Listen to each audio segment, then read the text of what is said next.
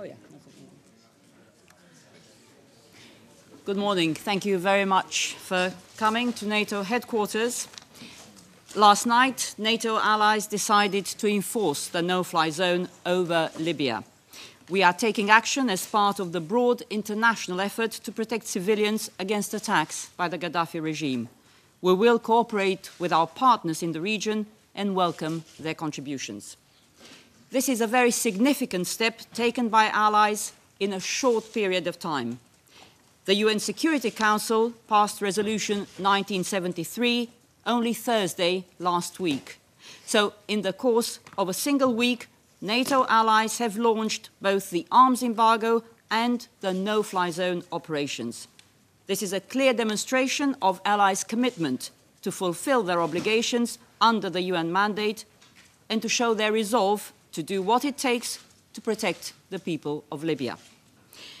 As NATO's no-fly zone operation prepares to conduct missions over Libya, the coalition operation will continue to put pressure on the Libyan regime. Under Operation United Protector, NATO ships, submarines and jets are cutting the flow of arms and mercenaries to Gaddafi's forces. At the same time, NATO is actively considering whether to take on a broader role under the UN Security Council resolution. Without prejudging the deliberations, we would expect a decision to take over all operations in the next few days. At this stage, our mission is to close Libya's airspace to all flights except 8 flights.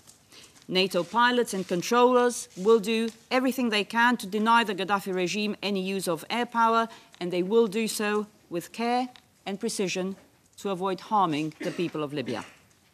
The direction of NATO military operations is the responsibility of the North Atlantic Council.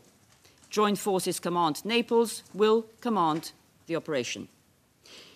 We expect that ministers will set the wide political guidance at next week's international conference in London to take forward the implementation of the UN Security Council Resolution 1973. The NATO Secretary General will attend the London conference. NATO is acting as part of the broad international effort in support of the people of Libya. I have with me today Group Captain Geoffrey from NATO's International Military Staff Operations Division, who will brief you on how no-fly zones operate. He has wide experience of no-fly zones. Geoffrey. Thank you. Good morning, everyone. Let me just run through some of the an outline of how a no-fly zone would work, and then perhaps I can come back and answer any questions. First and foremost, what we're looking to do in a no-fly zone is prevent any air assets from attacking civilian populations. But importantly, we're also putting in place the ability to allow authorised flight activity to continue during the operation of a no-fly zone. And how do we do that? Well, the first is that you have to establish a good situational awareness of the area for which you are responsible. And at this time, it's a particular focus on the coastal region of Libya. We're there to discourage, deter and prevent all forces from conducting air operations unless specifically authorised. And I would just make the point at this stage that no-fly zones are impartial. There is no one authorised to fly within that zone. It's not necessarily pro-Gaddafi or anti-Gaddafi forces. It's the impartial enforcement in line with the UNSCR of a no-fly zone, except for those missions that are authorised. Of course, as part of that, you provide an air-to-air response to any no-fly zone violations, and I'll come back to that in a moment.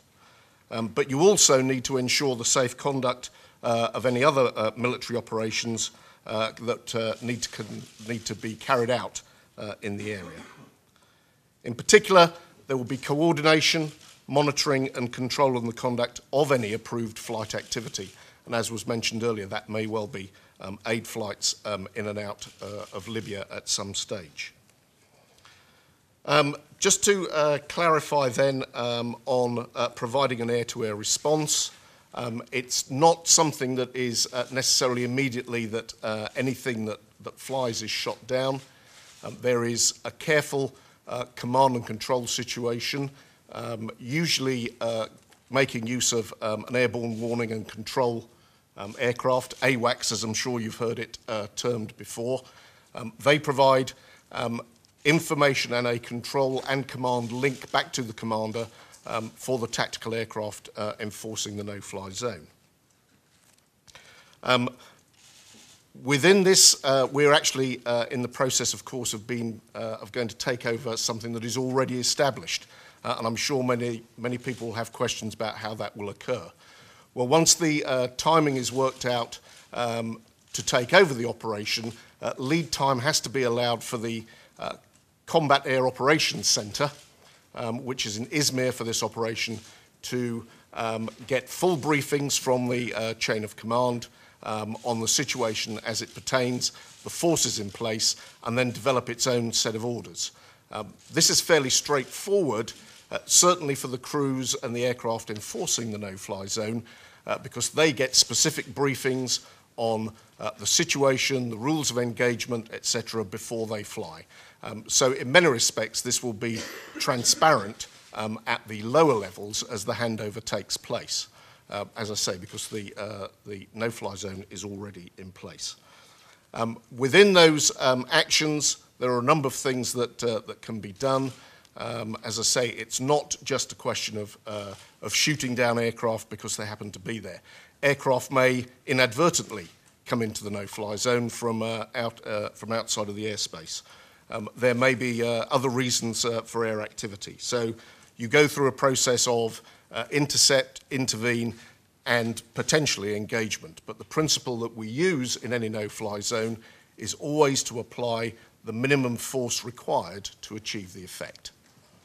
And that's where there are some very clear rules of engagement laid out for the crews to make decisions on what they do, and pretty much always refer up the chain of command for further guidance and authority on what to do next.